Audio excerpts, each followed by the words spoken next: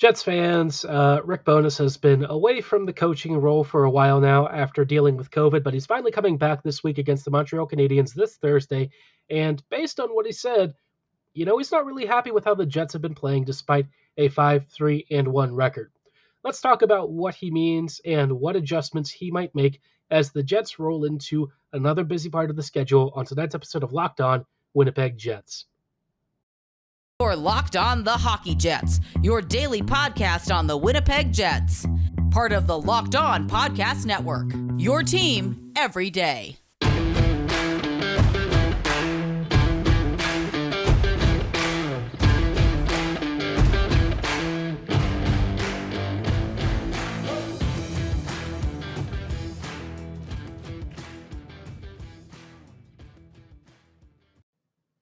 Hello, friends, and welcome to tonight's episode of Locked On Winnipeg Jets, part of the Locked On Podcast Network, your team every day. I'm your host, Harrison Lee, an avid Winnipeg Jets fan and an online blogger. You can follow me on Twitter at HLLivingLoco and at LO_Winnipeg Jets. As always, thank you for making Locked On Jets your first listen of the day every day. If you like what you're hearing, be sure to like, follow, and subscribe on your favorite podcasting platform of choice, including Apple, Spotify, Google, Megaphone, Odyssey, and YouTube. Doing so is completely free of charge and ensures you never miss another episode. But most of all, just really love and appreciate your support. Now, before we kick off tonight's episode, just want to say, apologize a little bit for the later upload time. Obviously, I am still fighting off a sickness. I am hoping to be over it sometime in the next week or so. It's been a rough past few weeks of recording, though, but almost there and looking forward to hopefully a healthier run. And, same for the Jets, right? A little bit of a better progression for this team, better play, healthier play, and just a healthier roster. Obviously, today, Rick Bowness was at practice and was giving the media some comments, and he doesn't really sound super thrilled with how the Jets have played recently, which, I think pretty much anyone who has watched this team, especially the games against LA and Vegas, you kind of know that 5 out of 6 points on the road wasn't really... I don't want to say it was undeserved, but you could tell that the Jets got a bit lucky, right? I think using the word undeserved would be a bit unfair towards the efforts of guys like Hellebuck and Gustafson and whatnot, so I won't go that far. But I think obviously you could say the Jets were probably fortunate to be in the standings positions that they are right now. So kind of circling back to what has been an issue, obviously we've talked about puck management being a problem, and that the passing has been poor, the zone exit attempts haven't really been very clean, and Kyle Connor actually said the same thing. He did specify, I think he said something like east or west puck movement hasn't really been all that good, which that's one element of it, yes. I'd also say the stretch passing further up the ice in the north-south direction hasn't been good. Part of the issue is that the Jets don't really have a lot of zone transition and breakout experts. Winnipeg tends to have a couple of puck carriers that they really rely upon. And when you sort of telegraph who you're passing to, who you want to lead your breakouts, it makes it easier to defend and contain. So I think in that respect, Connor is partially correct. It's just that there's more going on to this. And I think it just really highlights that Winnipeg really needs some puck carrying ability, especially on the defense. The forwards, I think, for the most part, they can probably get the job done to a point. I think the further down the lineup you go, the less that ends up being true. But for the time being, the defense, for me at least, is where a lot of the issues really lie. Now, kind of looking at what we've gotten from Bowness, he said, it's too early in the year for our goaltender to be having to save games like this, which I think is true, but also that's a very normal thing with this team. It's not really surprising. So I was curious to know, well, given all that, what are his lines looking like for practice? And he's come up with Connor, Scheifele, Appleton, Perfetti, Dubois, Wheeler, Barron, Lowry, Gagne, and Manalainen, Gustafson, and Janssen Fjallby. For me, the problem with what he's saying and with what the lines are looking like is that I think the Jets are still going to have the same problems no matter what. I think in order to make this team as workable as humanly possible, you need to really reshuffle the units and try and give this top nine a little more balance.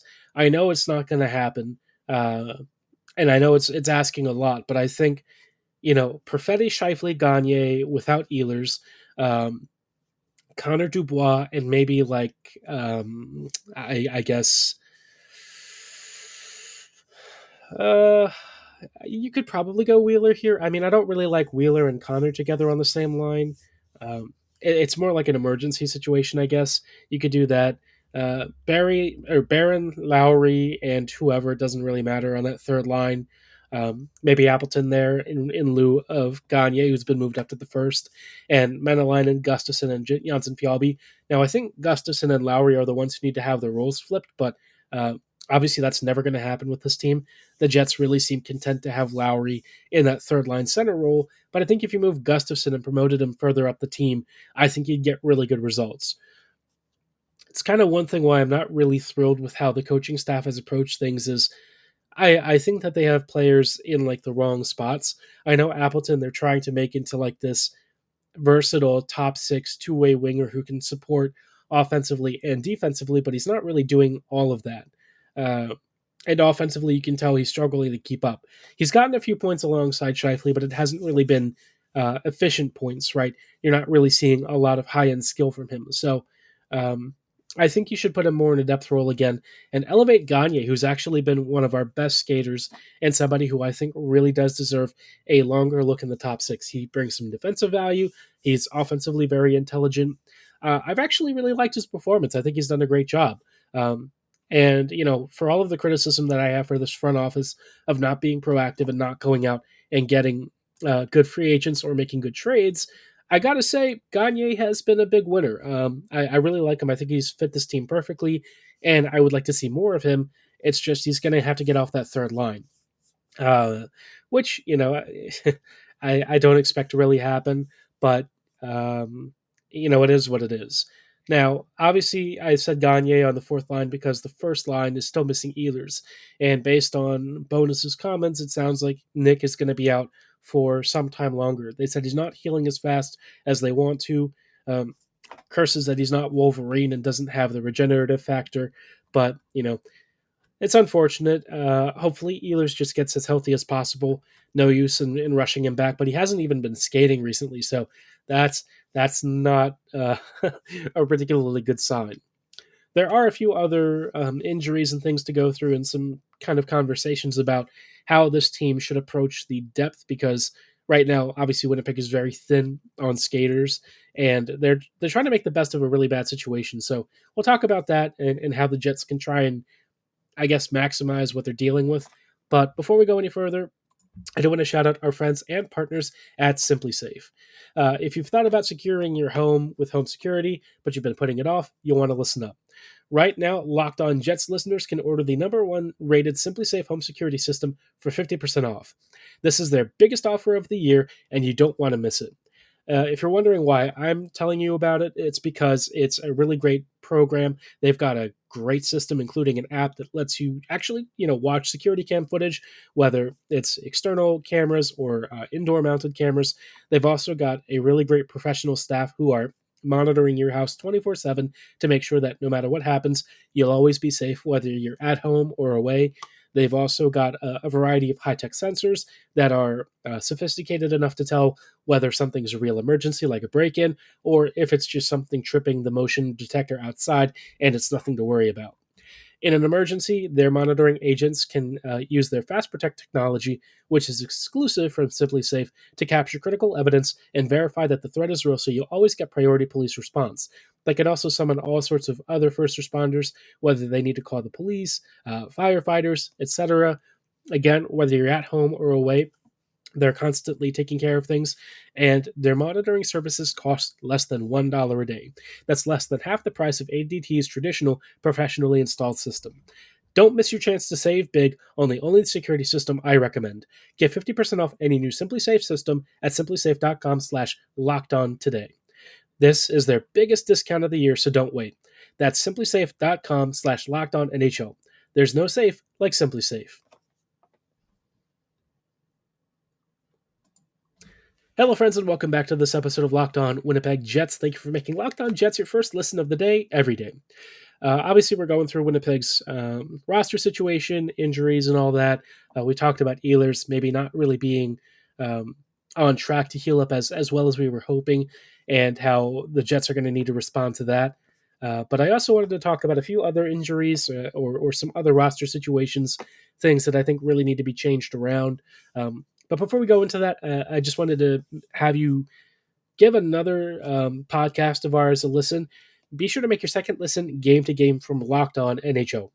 It features every moment, every top performance, and every result with our locked on game to game coverage that only we can offer. It's got our local analysis, and it gives you really fast hits on what's happening around the league, including all of the most important trades, games, recaps, everything just in very short, digestible formats to help give you a great bird's eye view of what's happening around the league and make sure you're always up to date on the latest and greatest in NHL news. So, be sure to like, follow, and subscribe on your favorite podcasting platform right now, as well as YouTube. They're available the same place we are. Again, that is Game to Game from Locked On NHL. Now, circling back to the Jets, obviously Winnipeg has had some roster issues recently that I think have been coming or have been becoming a bigger issue for the team. You know, the defense has been less than stellar. We're looking at pairings right now that I think are really suboptimal, to put it lightly. On defense right now, we've got Morrissey and Pionk, Dylan Schmidt, and Sandberg and DeMello. Now, you're noticing Stanley's not in yet. Stanley apparently has a slight fracture of his foot, which is keeping him out for like 2-ish weeks. Prior to injury, he had a couple of solid games alongside DeMello. Sandberg also had a couple of really solid games alongside DeMello. I think the thing that people often don't understand is when you say DeMello is the reason that these guys are succeeding, it's because the way that they play actively changes when he's there. I think Dylan's a really good safety valve, and he's a very skilled player. He makes smart decisions. And now that he's kind of over whatever his early season rust was, he looks really assured, really confident. And like Stanley and Sandberg just seem to really trust him and really defer to him.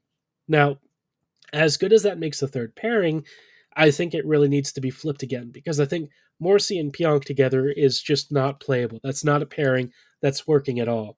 Uh, Morrissey is a really amazing, like, complementary defender, but he's not your lead number one.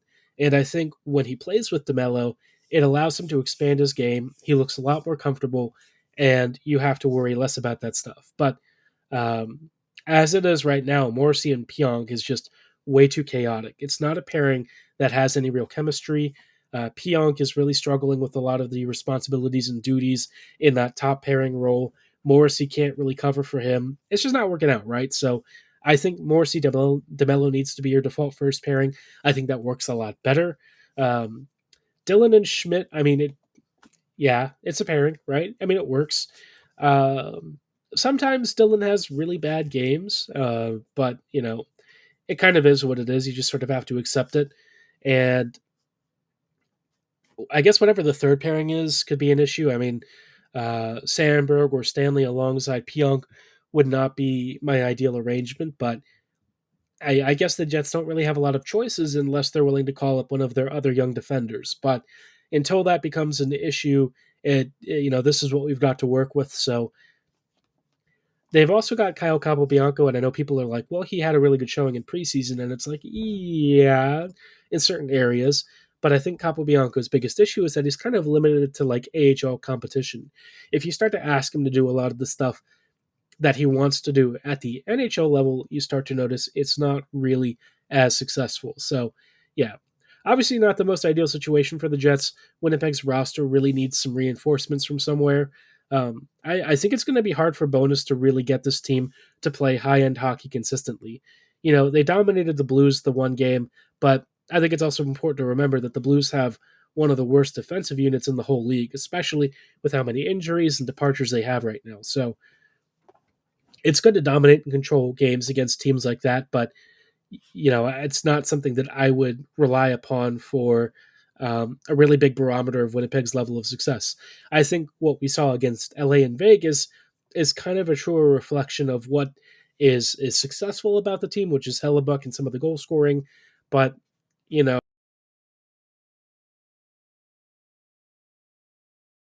Jets in a lot of these. So that's something Winnipeg really needs to work on. It's going to take probably a couple of seasons before we see that transition. But there is one other topic that I think was really worth talking about. It popped up, I think, on Friedman's podcast, maybe.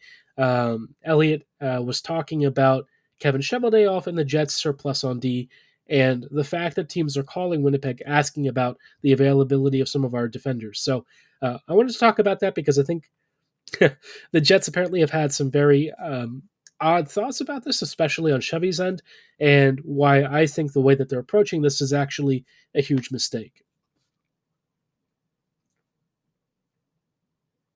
Hello, friends, and welcome back to these closing thoughts on tonight's episode of Locked On Winnipeg Jets.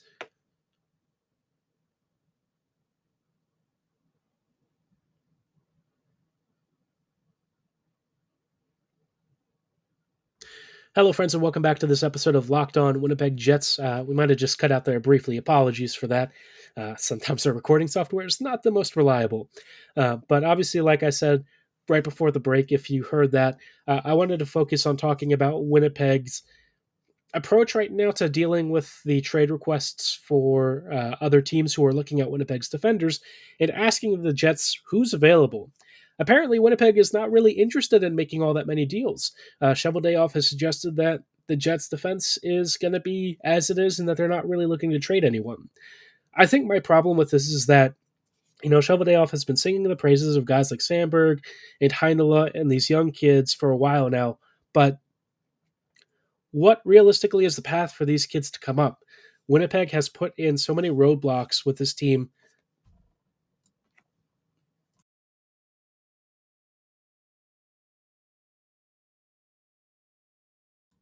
Excuse me. Obviously, still coughing here and there, a little bit sick. But like I was saying, obviously Winnipeg has put in quite a few roadblocks towards a lot of prospects and young defenders getting a longer look with this team, and I think that for me is very frustrating. I think the Jets have a surplus of D that aren't really getting the job quite done. And you look at this blue line unit. If this team can make some upgrades elsewhere, at like forward or something, I don't see why the Jets wouldn't do that. I think Winnipeg really needs to work on the transition ability.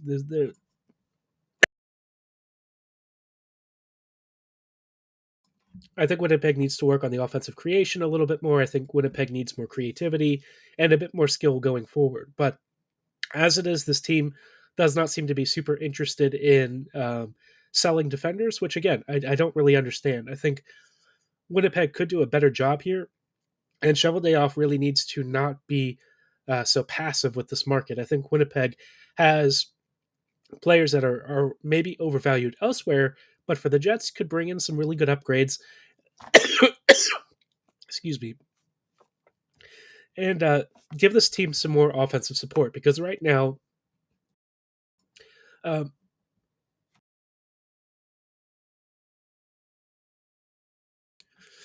Winnipeg is obviously struggling to create a little bit, and we've seen in some games where they've had to rely on opposing goaltenders really struggling, or maybe some fortunate bounces and stuff to try and put games away. I think that's not really sustainable, and I think the Jets overall just need a really big makeover in terms of transition ability, in terms of high end skill.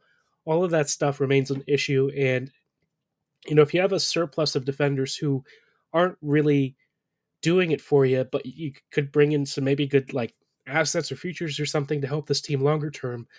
I don't see why the Jets wouldn't really pursue that. But it is what it is.